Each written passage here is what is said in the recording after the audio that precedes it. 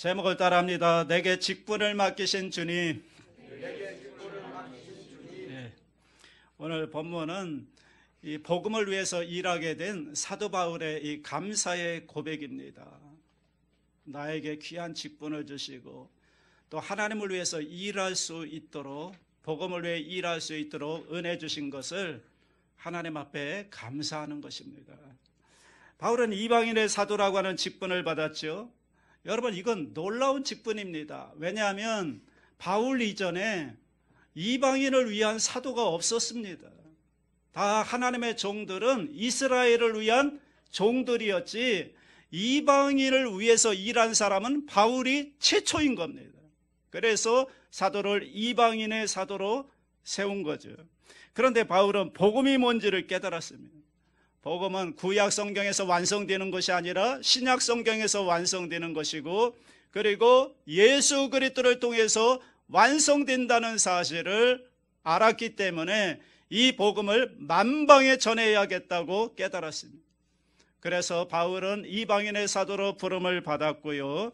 그래 이방인의 사도가 되었다는 것이 얼마나 놀라운 직분인지 모릅니다. 바울은 이 직분을 받고 감격하는 겁니다. 왜냐하면 내가 뭔데? 나 같은 사람에게 이런 귀한 직분을 주시고 이 일을 할 수 있도록 맡겨주시다니 감격하면서 직분을 받는 겁니다. 여러분, 직분을 받는 사람은 감격이 있어야 돼요. 내가 뭔데? 나 같은 죄인에게 하나님의 일을 맡겨주시다니 감격하는 마음으로 받아야 되는 거죠. 그러면서 그는 자기의 과거를 생각합니다. 바울의 과거가 어땠습니까? 13절인데 같이 한번 읽어보겠습니다. 내가 전에는 비방자요 박해자요 폭행자였으나 도리어 긍휼을 입은 것은 내가 믿지 아니할 때 알지 못하고 행하였습니다. 나는 과거에 어떤 사람이었다고요? 첫째, 비방자라는 거예요. 그리스도를 비방하고 복음을 비방하고 예수 믿는 사람들을 비방했다는 거예요. 둘째, 박해자였다는 거예요. 예수 믿는 사람들을 박했습니다. 예수 믿는 사람들에게 우애를 가하고 심지어 그들을 죽이는 데까지 앞장섰습니다. 셋째, 폭행자였다는 거예요. 신앙이라는 이름으로 얼마든지 잔인한 짓을 막 행했던 폭행자였다는 거예요. 그래서 그는 15절 끝에 이렇게 말하죠. 죄인 중에 내가 괴수다. 죄인 중에 내가 괴수다. 이게 바울의 자기 이해였습니다. 그런데 어떻게 내가 하나님의 사람이 되고 이방인의 사도가 되어서 이런 직분을 가지고 하나님의 일을 하는 사람이 되었는가? 어떻게 내가, 그 이유가 뭔가? 14절, 대답이 14절입니다. 시작. 우리 주의 은혜가 그리스도 예수 안에 있는 믿음과 사랑과 함께 넘치도록 풍성하였듯. 우리 주의 은혜라는 거예요. 은혜. 오직 주님의 은혜라는 거예요. 주님의 은혜로 오늘의 내가 있다는 거예요. 주님의 은혜로 내가 이방인의 사도가 되어서 하나님의 일을 하게 됐다는 거예요. 그러면서 은혜에 대한 정의를 내립니다. 정의가 뭡니까? 예수 안에 있는 넘치도록 풍성한 믿음과 사랑입니다. 다시 말하면 예수님이 나를 향해 가지고 계신 사랑과 믿음, 그게 나를 향한 은혜라는 거예요. 그 은혜가 풍성했다는 거예요. 그러면서 그는 은혜의 내용을 세 가지로 정리합니다. 첫 번째 은혜의 내용이 무엇인가? 16절입니다. 함께 읽습니다. 그러나 내가 긍휼을 입은 까닭은 예수 그리스도께서 내게 먼저 일체 오래 참으심을 보이사, 오래 참아주셨다는 게 은혜라는 거예요. 하나님이 나에게 대해서 오래 참아주셨기 때문에 오늘의 내가 있다는 거예요. 죄인 중에 괴수가 오늘까지 살면서 이방인의 사도가 되고 이렇게 하나님의 일에 귀하게 쓰임받는 것은 하나님께서 나를 오래오래 참아주셨기 때문이라는 거예요. 여러분, 우리도 똑같습니다. 오늘 우리가 여기에 있는 것, 이만한 믿음을 가지고 신앙생활 하는 것, 특별히 하나님의 직분을 받아서 하나님의 일에 귀하게 쓰임받는 것은 하나님께서 나를 오래오래 참아주셨기 때문에 가능한 것입니다. 하나님이 나를 참아주신 거예요. 얼만큼 참아주셨을까요? 내 나이만큼 참아주신 거예요. 내가 잘못하고 죄를 지을 때마다 하나님이 심판을 했다면, 벌을 주었다면 오늘 여기 살아있을 사람 누가 있습니까? 하나님이 내가 죄를 지음에도 불구하고 실수함에도 불구하고 하나님이 나를 참아주시고 기다려주셨기 때문에 오늘의 내가 있는 것입니다. 그러니까 은혜죠. 하나님은 우리를 참아주셨습니다. 두 번째 은혜의 내용이 12절에 나오는데 우리 12절 말씀 다 같이 합니다. 나를 등하게 하신 그리스도 예수 우리 주께 내가 감사함은 나를 충성되이 여겨 내게 직분을 맡기시니. 나를 오래 참아주셨을 뿐만 아니라 나를 충성되이 여겨주셨다라는 것입니다. 여러분, 사람은 믿어주기가 쉽습니까? 어렵습니까? 사람 믿기 쉬워요? 어려워요? 어려워요. 믿을 만한 사람이 많지 않습니다. 사람을 믿는다는 건 정말 어려운 일입니다. 그런데 여기 보니까 하나님이 나를 충성되이 여겨주셨다. 이 충성되다라는 말은 헬라어로 피스테우스라는 말인데 충성으로도 번역하고 믿음으로도 번역하고 진실로도 번역하는 말입니다. 쉽게 말하면 하나님이 나를 믿어주었다는 거예요. 하나님이 나를 믿어주었다. 여러분, 누가 나를 한 사람만 믿어줘도 얼마나 우리가 힘을 받고 용기를 내고 우리가 좋습니까? 그런데 어떻게 믿어주느냐? 13절 끝에 보세요. 13절 끝에 알지 못하고 행하였습니다. 그러니까 바울이 지금 알지 못하고 저런 짓을 한다는 거예요. 예수 믿는 사람 비방하고 박해하고 폭행하고 살인까지 하는 이유는 바울이 지금 하나님을 알지 못하고 복음을 알지 못하고 십자가의 은혜를 알지 못하고 저런 짓을 하는 것이라고 믿어주었다는 거예요. 그러나 바울이 예수 믿고 돌아오기만 하면 하나님을 위해 충성할 사람이라고 믿어주었다는 거예요. 믿어주었다. 여러분, 하나님이 우리에게 직분을 주신 이유도 똑같습니다. 우리를 충성되이 여겨주셨기 때문에 오늘 우리에게 이런 직분을 맡겨주신 것입니다. 아무에게 이 일을 맡기면 나름 하나님을 사랑하는 마음으로 열심히 그 일을 충성스럽게 잘 감당할 것이라고 믿어주었기 때문에 직분을 주는 거예요. 하나님이 나를 믿기 때문에 직분을 맡기는 거라고요. 아무에게 맡기는 게 아니에요. 믿어주기 때문에 맡기는 거예요. 나 아니면 사람 없나? 사람 많죠. 왜 없습니까? 하나님이 또 직접 하셔도 되지만 그런데 특별히 나에게 이 일을 맡겨주셨다. 나를 믿어주었기 때문에 맡겨주었다. 여기에 바울이 감격하는 거예요. 어찌 나 같은 사람에게 이런 일을 맡겨주셨나? 하나님이 나를 믿어주셨구나. 감사함으로 감격함으로 받고 있는 것입니다. 또한 세 번째 은혜의 내용은 12절 처음에 나오죠. 12절 나를 능하게 하신 그리스도 예수. 능하게 하다를 영어로 번역하면 임파워먼트입니다. 이게 뭐냐면 능력을 부여한다는 거예요. 능력을 주신다는 거예요. 여러분, 하나님은 충성되이 여겨 직분도 맡기지만 직분만 맡겨놓고 끝나는 것이 아니라 그 직분을 감당할 수 있도록 뭘 준다고요? 능력을 준다고요. 여러분, 능력을 준다. 감당할 힘도 주시고요, 지혜도 주시고요, 환경도 열어주시고요, 물질도 주시고요, 사람도 붙여주시고요. 여러분의 직분을 주실 때 그것을 아멘하고 순종하고 받기만 하면 감당할 모든 것을 하나님이 책임져 주신다는 거예요. 여러분, 이 믿음을 갖게 되기를 바랍니다. 이것이 능하게 한다는 의미입니다. 그래서 여러분, 사도 바울 보세요. 사도 바울은 이방인의 사도 아닙니까?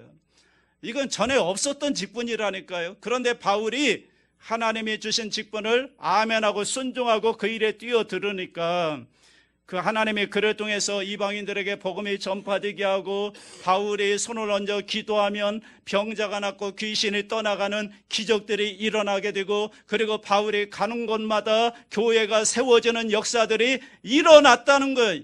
여러분, 이게 바울의 힘입니까? 아니죠. 바울이 하나님의 부르심에 아멘하고 순종하고 뛰어드니까 하나님이 그런 역사들을 감당할 수 있도록, 일어날 수 있도록 능력을 주셨기 때문에 그런 일들이 일어난 것이죠.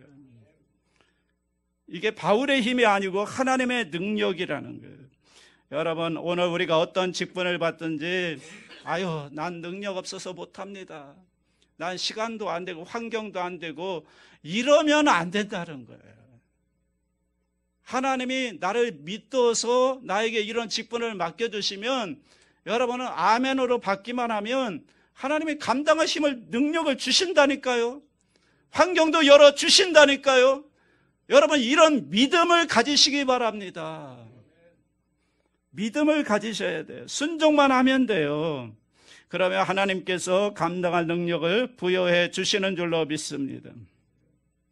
그리고 한 가지 우리가 주의할 것은 직분을 그냥 자연 법칙으로 받으면 안 된다는 거예요. 이게 무슨 소리냐면 내가 작년에도 권사인데 올해도 당연히 권사지, 그거 당연한 거 아닌가? 이렇게 받으면 안 된다는 거예요.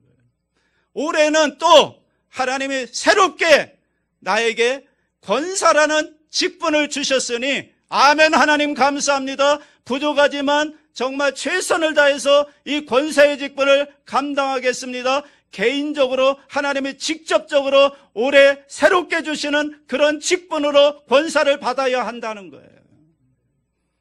내가 작년에 찬양대원 했는데 올해도 당연히 찬양대원 하는 거 아닌가? 여러분, 그렇게 받으면 법칙으로 받는 겁니다. 올해도 건강 주셔서 다시 찬양대 임무를 주시니 열심히 하나님을 찬양하며 마음과 영을 다하여 하나님을 찬양하겠습니다라는 인격적으로, 개별적으로, 특별히 하나님이 나에게 주시는 직분으로 받아야 된다는 거예요. 왜 작년에 했으니까 올해도 하는 거 당연한 거 아니, 그런 식으로 받으면 안 돼요. 올해는 올해 새롭게 하나님이 직접적으로 나에게 이 직분을 주시는 것으로 받아야 거기에 올바로 여러분 반응할 수가 있는 것이죠. 내가 작년에 구역장 열심히 했으니까, 뭐 열심히 하지도 않았지만 열심히 했으니까 올해도 당연히 구역장 하는 거 아니야? 아니죠. 법칙으로 받으면 안 되고 하나님께서 올해도 나에게 개인적으로 직접적으로 나에게 구역장의 직분을 주시는 것으로 받아야 한다는 거예요.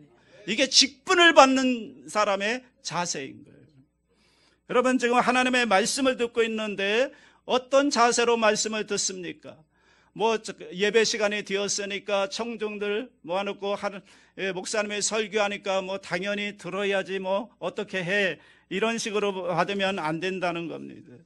여기 이 성전에 지금 아무도 없고 하나님 앞에 나 혼자 있는데 하나님이 직접 나에게 오셔서 이 아무개야, 너에게 꼭 필요한 말씀을 너에게 주는 것이니까 이 말씀을 나에게 주는 것으로, 특별하게 나에게만 주시는 말씀으로 아멘으로 말씀을 받아야 된다는 거예요.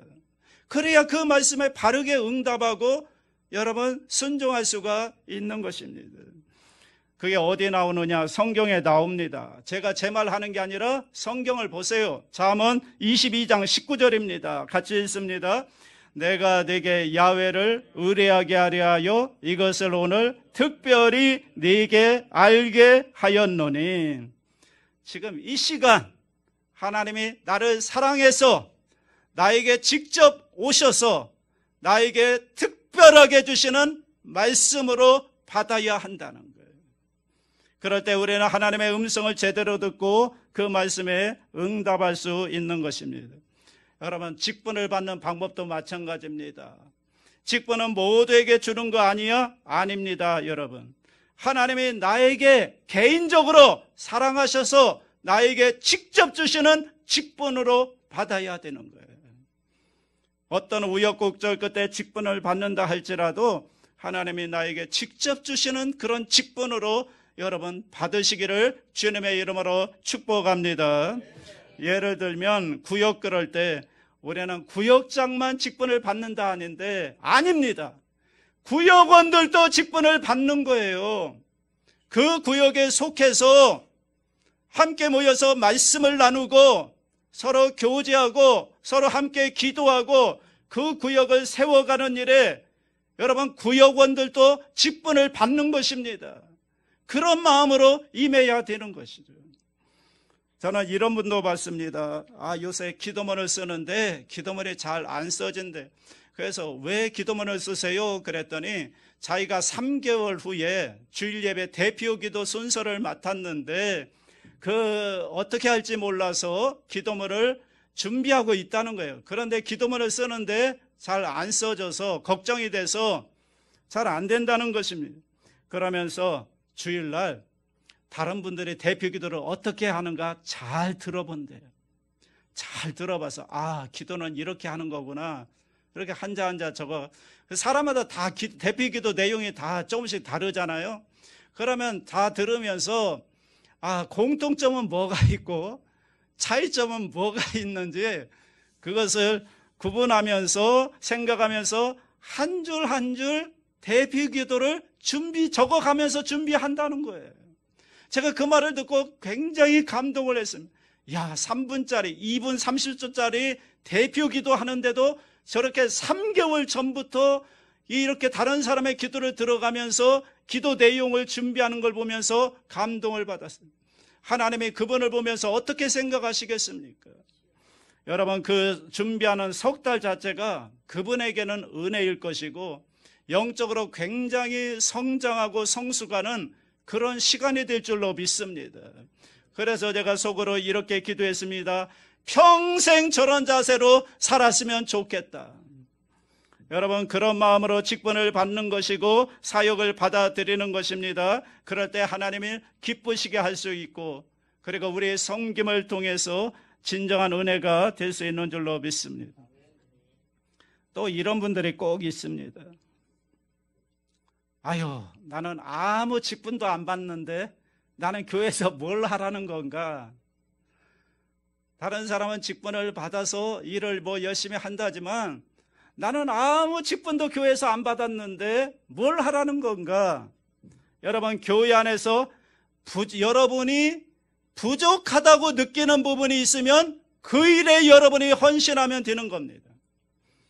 이게 여러분 누구 교회가 아니잖아요. 여러분의 교회잖아요. 믿습니까? 누구의 교회입니까? 여러분의 교회예요. 여러분이 섬기고 여러분이 예배드리고 여러분이 은혜 받는 교회가 여러분의 교회지 다른 사람의 교회입니까? 여러분 우리 교회 부족한 부분이 뭔가 이걸 아는 방법이 있습니다. 우리 교회 부족한 부분이 뭔가 내가 불만을 느끼는 부분이 있을 거예요. 내가 이 교회는 뭐가 부족해 이렇게 불만을 느끼는 부분이 있죠. 그게 여러분 부족한 부분이 뭔가를 아는 방법입니다. 그런데 사람마다 이 부족한 부분을 느끼는 분야가 다 달라요. 왜 그럴까요? 그 사람의 은사 때문에 그래요. 다른 사람은 못 느껴요. 그런데 그 사람은 느껴요.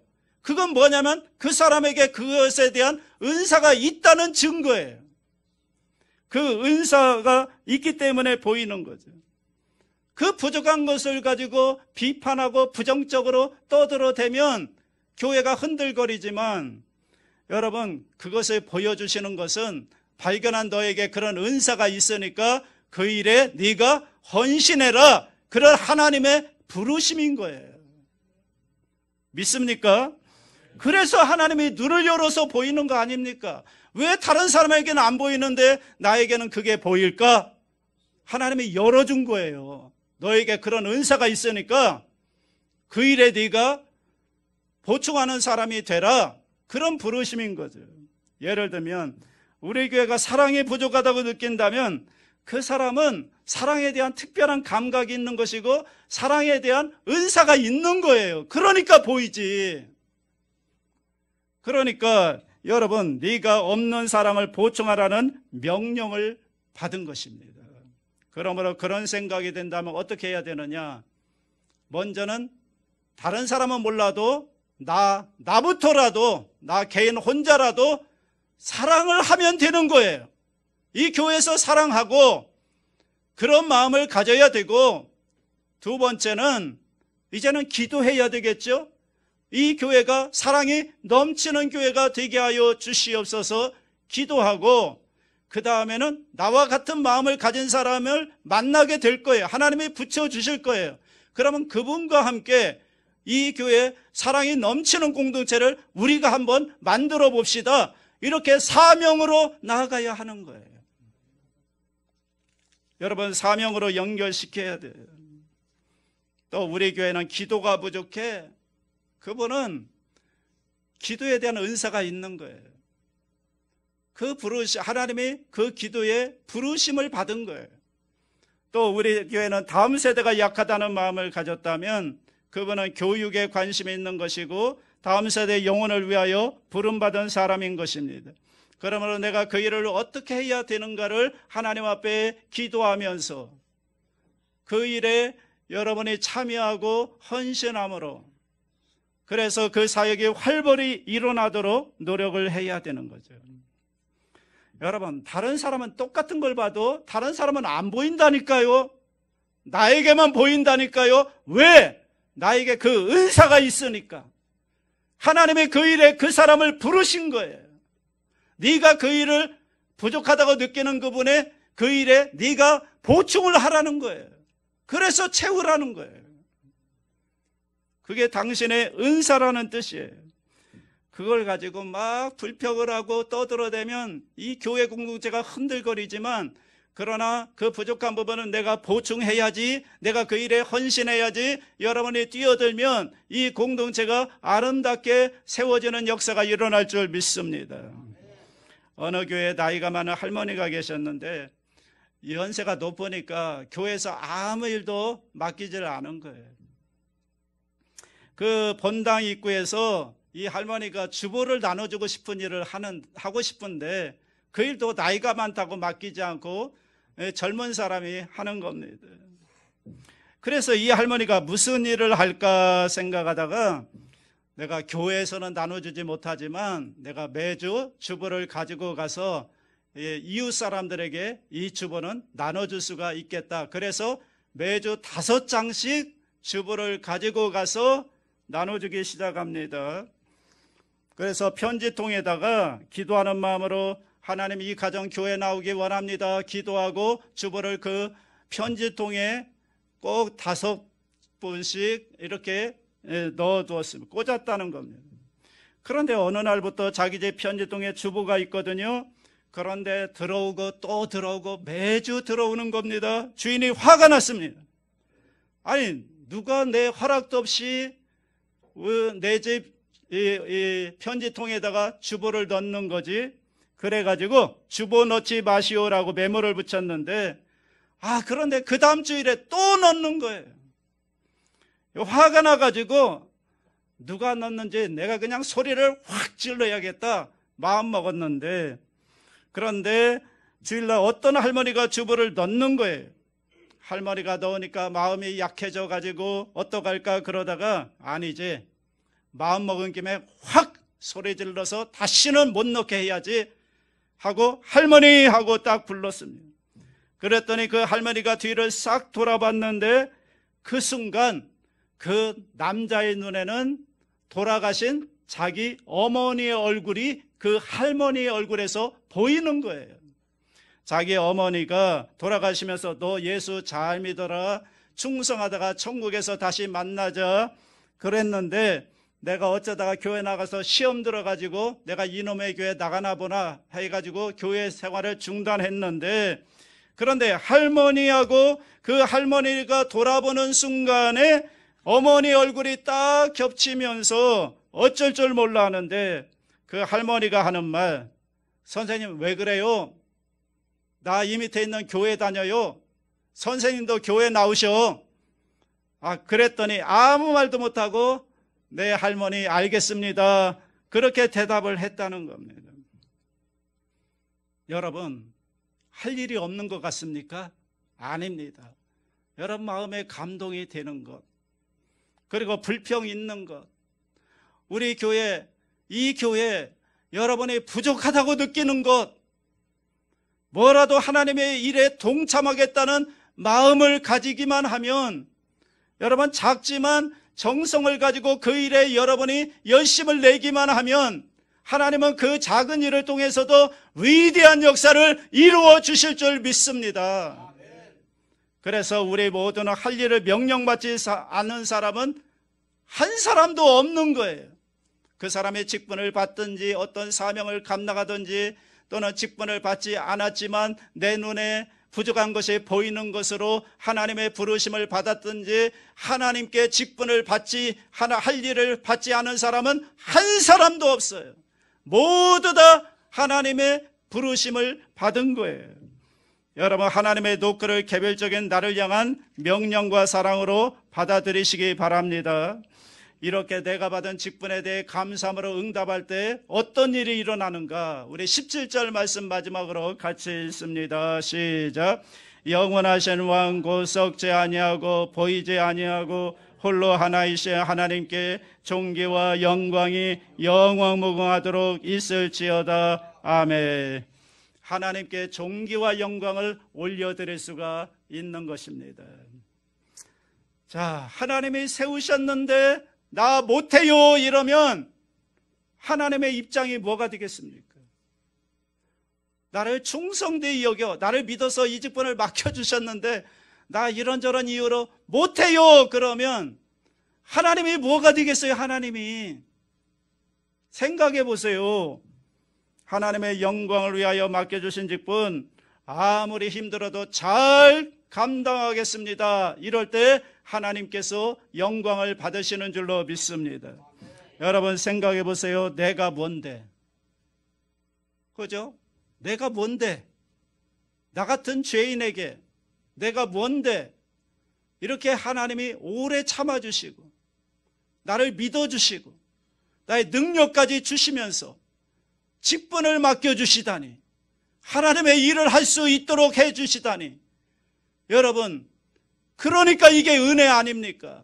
이 은혜에 감사함으로 순종해서 충성하는 저와 여러분 되시기를 주님의 이름으로 축원합니다.